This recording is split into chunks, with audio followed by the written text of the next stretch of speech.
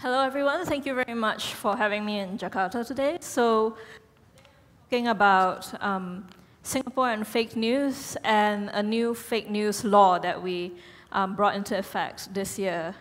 But I think what I wanted to also emphasize is that when we talk about regulating content, when we talk about regulating companies, it's not enough to talk about it as if it's just an administrative issue, as if it's a technical issue, as if it can be solved with just more technology or more artificial intelligence, because I also wanted to bring in the fact that political context is also really important, that all this talk about information and misinformation and disinformation happen in particular political contexts.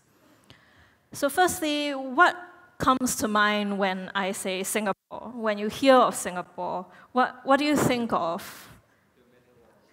Yeah, too many laws. Yeah, it's very fine. Most people also think about this. Yeah, Crazy Rich Asians, and about this, our super trees. We are seen as very advanced, very successful, very efficient.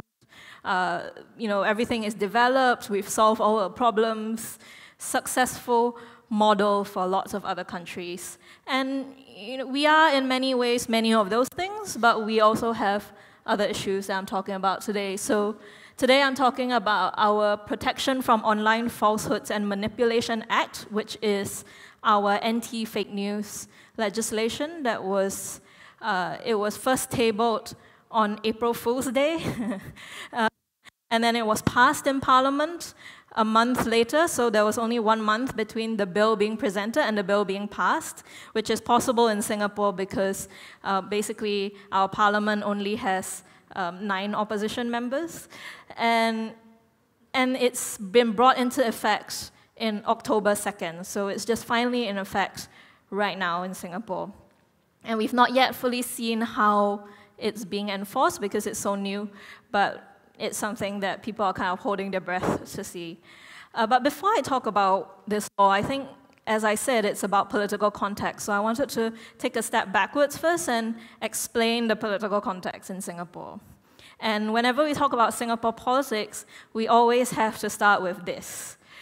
So the PAP is the People's Action Party, and they are a political party who came into power in 1959 and never left. So they've won every election since.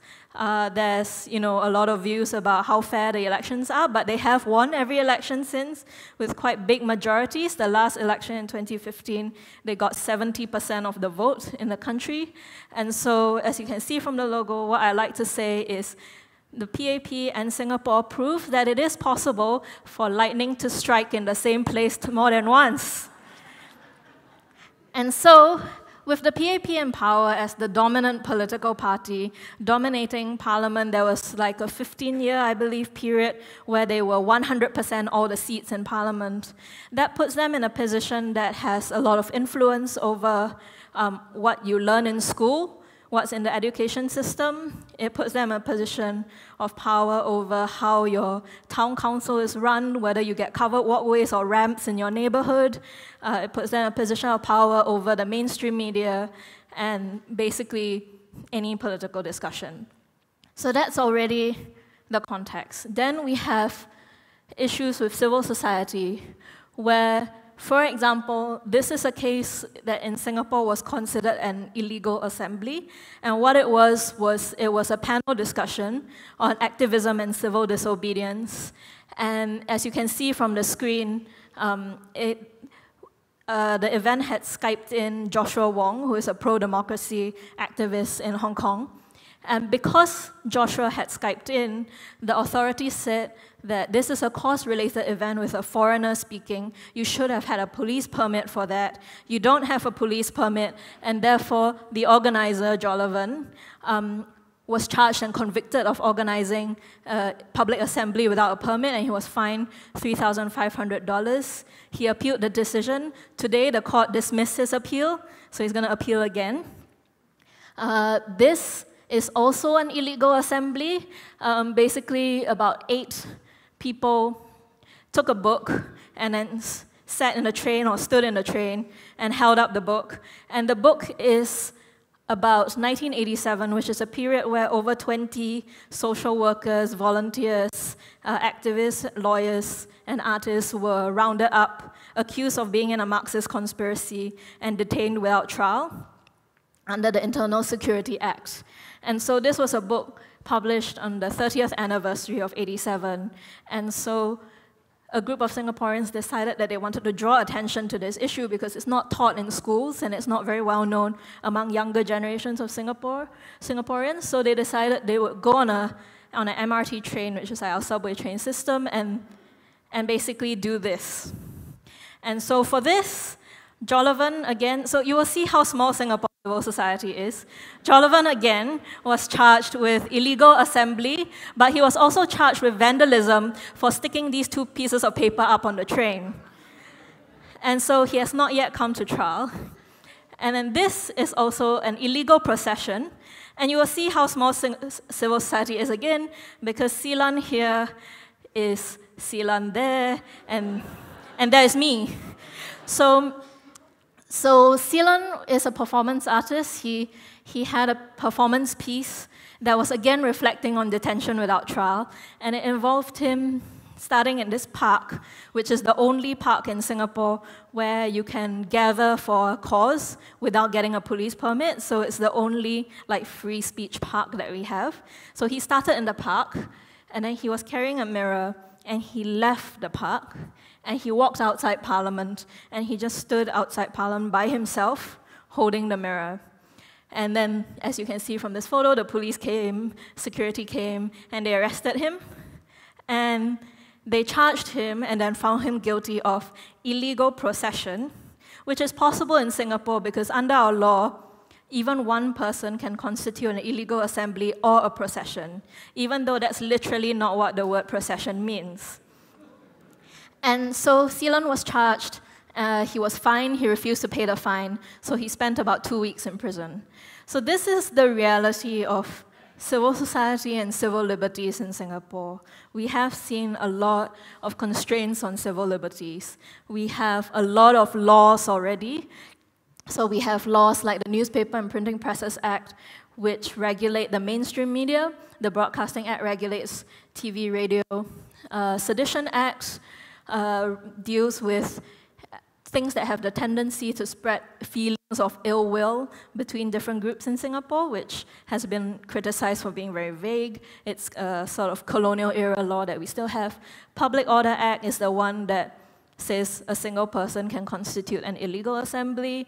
Contempt of court offenses. Public Order and Safety Special Powers Act gives the police special powers during what they call serious incidents, which have a lot to do with terrorism, but also have to do with large-scale demonstration, if we ever see one in Singapore. And so we already have a lot of these laws, and some of them are kind of studied as case studies in this book. And so when we came to talking about whether Singapore needed yet another law to deal with essentially fake news, or as they called it, deliberate online falsehoods, civil society was very much of the sense that you already have all this stuff, right? So why do you need some more law? And so what the Protection from Online Falsehoods and Manipulation Act, or as we like to call it in Singapore, POFMA, what POFMA does is it allows any government minister to issue orders to correct, take down, or for platforms to block access to content that they deem to be false or and in the public. So it has to be first a false statement of fact, and then it also has to be seen to be in the public interest to take action. But what is a false statement of fact? So firstly, they say it's very easy to split fact and opinion, which there was a lot of debate about how easy is it actually to differentiate when are you stating facts and when are you stating your opinion, especially when a lot of the time in human communication we mix these things all. But be a false statement of fact, and under the law it's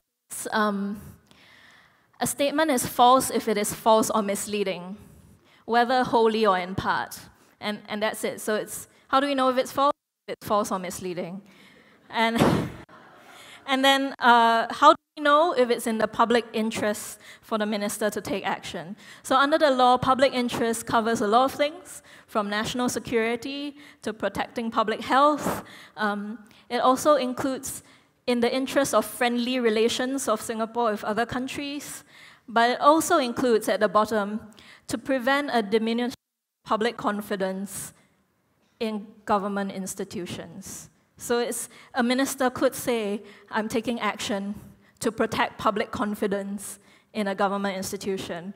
And one of the civil society questions was, what if the government institution deserves to have less public confidence? Then what then? So these are very broad issues that made people really worried, because the way it works is when a government minister issues an order, you must comply. If you don't comply, there are penalties. You might get a fine or you might go to prison. Internet company like Facebook might get fined up to $1 million.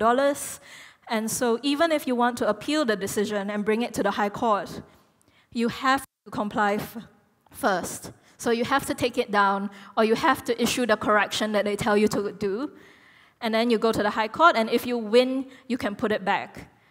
But is this backwards thing? So one of our questions was, how many Singaporeans, if issued with an order, will try to take the government to court?